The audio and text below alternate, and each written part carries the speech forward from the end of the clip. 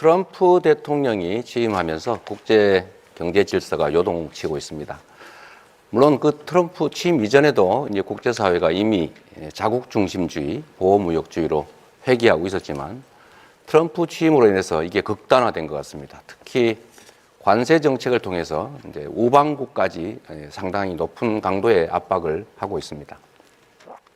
지금 당장 대한민국의 수출 기업들이 곤란을 겪고 있습니다. 그리고 지금 당장 미국과 관세 관련 협상을 해야 됩니다. 저는 이 협상에 있어서 가장 중요한 원칙은 국익 중심이라고 생각합니다. 미국도 요구하는 게 많겠지만 그걸 반드시 100% 관철하겠다는 것은 아닐 것입니다.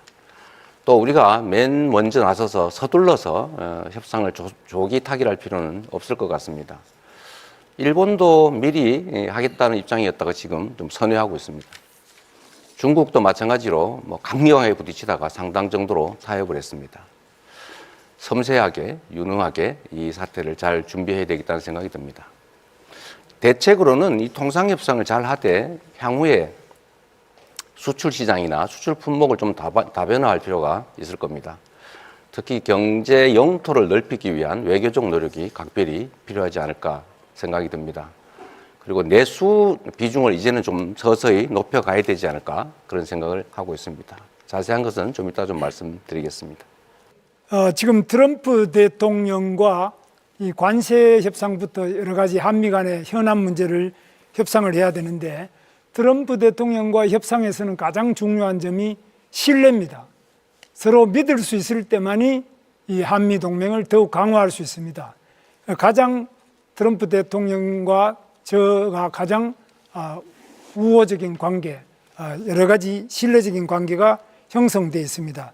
따라서 이런 신뢰를 바탕으로 한미 정상회담을 제가 당선되면 바로 정상회담을 개최를 해서 저희들의 여러 가지 문제, 한미 간의 현안 문제는 단순히 통상 문제만이 아니라 주한미군의 문제, 북한의 핵 무기에 대한 대응, 그리고 중국과의 관계, 또 러시아 문제, 우크라이나 문제, 여러 가지 문제가 있습니다. 우리 한국과 미국 사이는 여러 가지 측면에서 서로 가치를 공동으로 공유하고 있고 또 이익을 공동으로 공유하고 있습니다. 그렇기 때문에 이런 한미의 신뢰를 바탕으로 해서 관세 문제나 이런 문제를 7월 8일 관세가 유예되는 것이 종료되기 전에 성공적으로 끝내도록 하겠습니다. 트럼프 행정부의 통상전쟁은 아메리카 퍼스트라는 구호 아래 시작됐습니다. 그러나 미국도 자국 내 산업과 소비자에게 피해가 전가된다는 사실을 깨닫고 최근에는 전략을 수정했습니다. 이 사례에서 우리는 깨닫습니다. 상대가 거칠게 나올수록 냉정하고 전략적으로 대응해야 합니다.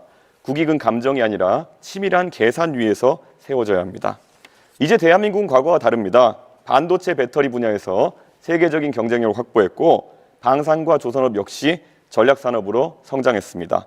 뿐만 아니라 우리 대한민국은 베트남 전쟁부터 우크라이나 전쟁까지 미국의 안보 전략에 지속적으로 기여한 국가입니다.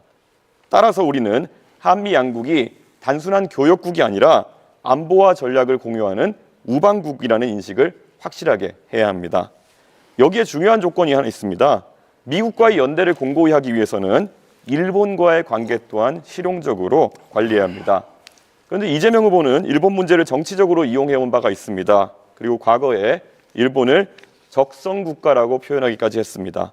이런 접근으로는 외교 안보의 복잡한 전략 환경을 감당할 수 없다고 생각합니다. 지금 대한민국에 필요한 것은 감정이 아닌 국익, 선언이 아닌 실행입니다. 그것만이 대한민국을 글로벌 위기 속에서 지켜낼 수 있습니다. 네, 국민 여러분, 트럼프 대통령의 관세 폭탄은 단순한 관세가 아닙니다. 그것은 약탈입니다. 국내에 투자해야 할 현대 삼성 자본과 일자리를 미국으로 빼앗아 가겠다는 것입니다.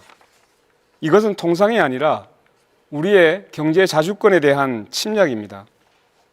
저 권영국, 트럼프의 약탈적 통상에 굴복하지 않겠습니다. 대한민국의 경제 주권은 결코 협상의 대상이 아닙니다. 미국 눈치 보며 머리 조아리고 조공을 바칠 국민화하는 정부에겐 미래가 없습니다. 싸워야 할 때 싸우지 않는 지도자는 국민의 자존을 지킬 수 없습니다. 스스로 운명을 개척하는 지도자, 자존을 확립한 중견국가의 품격을 가지고 세계의 노동자들과 함께 트럼프와 맞서야 되지 않겠습니까? 그래서 제가 트럼프에게 레드카드를 보냅니다. 다시 보냅니다. 지금 세계는 트럼프와 맞서 싸우고 있습니다. 캐나다, 호주, 멕시코에서 결연하게 트럼프에 맞선 지도자가 승리하고 있습니다.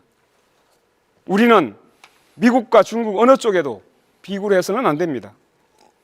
여러 나라들과 연대해서 다자외교를 펼쳐가야 합니다. 경제 주권과 민생을 우선해서 반도체, 배터리, 에너지 전환, 기후, AI, 바이오 등 국가 산업의 초석을 다지겠습니다. 사람 중심의 경쟁력을 세우겠습니다.